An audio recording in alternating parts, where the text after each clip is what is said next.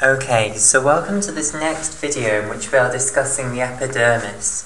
Okay, right, so in this video what we want to do is discuss these proteins that are involved in attaching the cytoplasmic tail of desmosomal cadherins to intermediate filaments in more detail. So I just want to discuss the structure of placoglobin, desmoplakin and placophilin in a little bit more detail so that we can understand desmosomes in that little bit more detail. Okay, right. We'll begin with placoglobin then. Okay, so placoglobin is also known as the gamma-catenin protein. Okay, and it is a member of the family of armadillo proteins. Okay, so it's within this family of armadillo proteins. Now, what does being in this family of armadillo proteins actually mean? Well, it means that you have to contain a special domain. So just like to be a cadherin, you had to contain one of these extracellular cadherin domains. To be an armadillo family protein, you have to contain a special domain which is known as an armadillo repeat domain. And for short, an armadillo repeat domain is just referred to as an ARM repeat domain. Okay, so ARM is short for armadillo. Okay, right. Now an armadillo repeat domain, or just an ARM repeat domain, is approximately 42 amino acids long. So this is around 42 amino acids long. Okay, so let's now see the structure of a placoglobin protein, and we'll see that it has within it a great number of armadillo repeat domains. Specifically, it has 12 armadillo repeat domains within it. Okay, so let's draw it. So it's a single protein. So we'll have its amino terminus here. Okay, and then the first important domain that's close to the amino terminus that you have within the placoglobin protein is the head. Okay, so this is the first portion of the placoglobin protein, and I'll colour in the head in red here. Okay, following this head domain, you then have the 12 armadillo repeat domains. Okay, so I'll draw these like so. So here's the first one, here's the second one, the third one, the fourth one, the fifth one, the sixth one.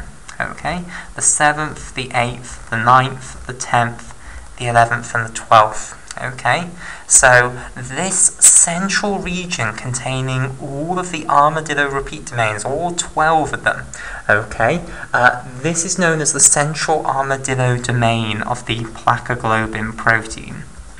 Okay, and in a moment I'll colour in the central armadillo domain in orange. Okay, so this domain is actually going to be extremely important in binding to the desmoplakin proteins, as we'll see in a moment. Okay, so this is the central portion, and it's this portion that is responsible for this protein being in the armadillo family of proteins. Okay, so it has 12 of these armadillo repeat domains, which are each 42 amino acids long, so it certainly qualifies for being an armadillo family protein. Then you have a domain known as the tail domain, and then you have the C-terminal here. Okay, so this portion is known as the tail domain, and I'll colour this in blue here, and then after the tail domain you have the C-terminal tail. Okay, right, so we now want to see how does placoglobin bind to the cytoplasmic tail of the desmosomal cadherin. Okay, well basically it's the head domain mainly which is involved in binding to the cytoplasmic tail of our desmosomal cadherin. So let's draw this here.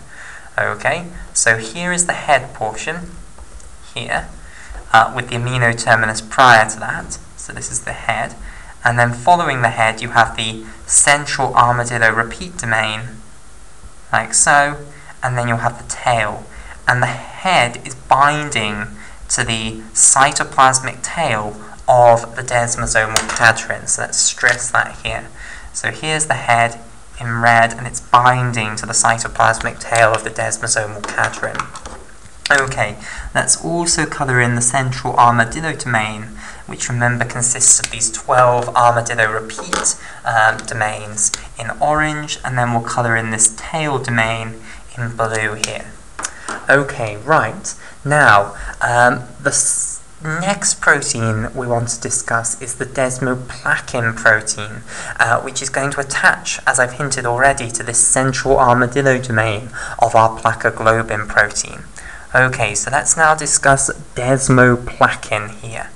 Okay, so remember there is one desmoplakin gene, but there are two separate desmoplakin splice variants, leading to there being desmoplakin 1 and also desmoplakin 2.